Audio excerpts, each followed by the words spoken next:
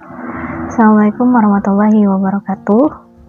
Pada pertemuan kali ini kita akan membahas bab baru, yaitu bab 3 mengenai garis dan sudut. Pada pertemuan kali ini kita akan membahas tentang garis. Nah, dalam kehidupan sehari-hari pasti kita menemui ada yang namanya titik, garis, dan juga bidang. Kalau kita gunakan pengertiannya, titik itu adalah suatu konsep yang tidak berwujud, tidak berbentuk, tidak mempunyai ukuran, dan juga tidak mempunyai berat, serta tidak mempunyai panjang, lebar, maupun tinggi. Sedangkan garis adalah konsep abstrak yang bentuknya lurus, memanjang kedua arah, tidak terbatas atau tidak bertitik akhir, dan tidak tebal. Sedangkan untuk bidang, sama seperti konsep pada titik dan garis, yaitu bidang merupakan permukaan yang rata, meluas ke segala arah dengan tidak terbatas dan tidak memiliki tebal. Di sini diberikan contoh, di sana ada titik B, ada juga titik Q. Kemudian juga diberikan contoh, di sana ada garis, bisa disebut sebagai garis G atau juga bisa disebutkan dengan garis AB. Terdapat juga contoh untuk bidang, di sana bisa kita sebut dengan bidang alfa atau bisa kita sebut dengan bidang ABCD. Dan di sini selanjutnya kita akan masuk ke dalam hubungan antar garis. Yang pertama kita akan membahas tentang hubungan antara titik dan garis. Nah, di sini diberikan contoh, ada terdapat titik dan juga garis, di mana gambar pertama menunjukkan terdapat satu garis L dan ada titik A, yang mana di gambar itu adalah titik A berada di dalam garis L, maka kita bisa menyebut bahwa titik A merupakan bagian dari garis L. Dan untuk gambar kedua terdapat garis M dan titik B, yang mana titik B berada di luar dari garis M, maka kita bisa menyebut bahwa titik B bukan merupakan bagian dari garis M. Selanjutnya, kita akan membahas hubungan antara titik dan bidang.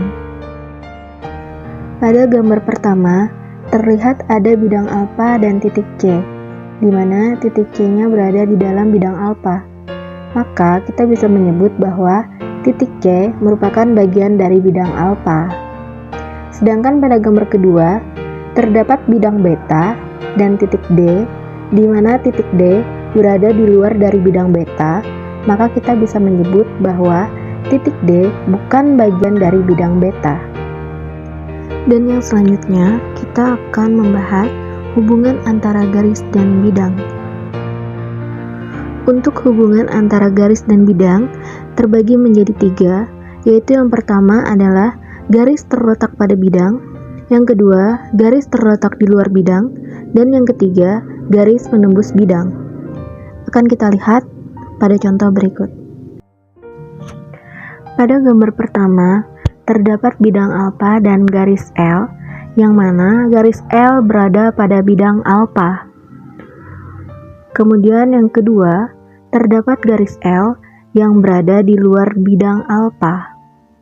Dan yang ketiga, terdapat garis L yang menembus dari bidang alfa. Dan yang kedua, kita akan membahas hubungan dua garis. Pada hubungan dua garis atau kedudukan dua garis memiliki 3 kemungkinan. Yang pertama, dua garis tersebut sejajar, yang kedua berpotongan, dan yang ketiga adalah berimpit.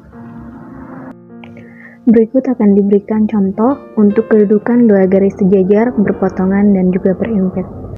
Pertama yang akan kita bahas adalah kedudukan dua garis yang sejajar.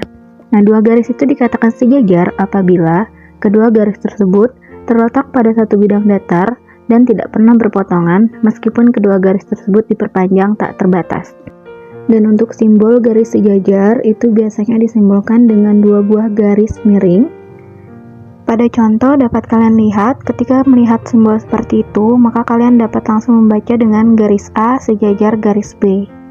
Nah, seperti contoh di atas, itu terdapat ada 3 contoh garis sejajar. Kita ambil contoh pertama, yaitu ada garis AB dan juga garis CD. Nah, garis AB dan garis CD itu dikatakan sejajar. Kenapa? Karena ketika AB itu kita perpanjang dan CD itu kita perpanjang, maka tidak akan terdapat titik potong di antara dua garis tersebut. Dan itu berlaku untuk contoh kedua dan contoh ketiga. Lalu bagaimana cara kita membedakan dua garis tersebut sejajar atau tidak? Nah, kalau kita lihat, garis EF dan garis GH itu terlihat sejajar. Kenapa? Karena dia tidak berpotongan. Tetapi, dua garis tersebut tidak dapat kita katakan sejajar. Alasannya kembali ke definisi, ketika garis EF atau garis GH kita perpanjang, maka di sana akan terdapat satu titik potong yang mengakibatkan kedua garis tersebut tidak dapat kita katakan sebagai garis yang sejajar. Jadi, ketika kita melihat ada dua garis, untuk menentukan dia sejajar atau tidak, kita harus membayangkan ketika dua garis tersebut kita panjangkan, maka terdapat titik potong atau tidak. Jika memiliki titik potong, maka dia tidak bisa kita sebut sebagai sejajar. Tapi ketika kita tarik dan tidak menemukan titik potong, maka garis tersebut dapat kita katakan sejajar. Yang kedua, kita masuk ke dalam kedudukan dua garis berpotongan. Dua buah garis dikatakan berpotongan apabila kedua garis tersebut terletak pada satu bidang datar dan mempunyai satu titik potong atau titik persekutuan. Berikut diberikan beberapa contoh dari garis berpotongan. Di sana ada 3 contoh. Ada contoh 1, 2, dan 3. Di sana semua garis memiliki titik potong di tengah. Atau seperti contoh yang selanjutnya, antara garis IJ dan garis KL memiliki titik potong yang ditunjukkan dengan panah.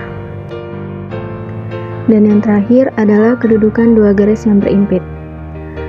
Dua buah garis dikatakan berimpit apabila kedua garis tersebut terletak pada satu garis lurus, sehingga kedua garis tersebut hanya tampak satu garis lurus. Seperti contoh berikut. Nah, berikut ada 2 contoh.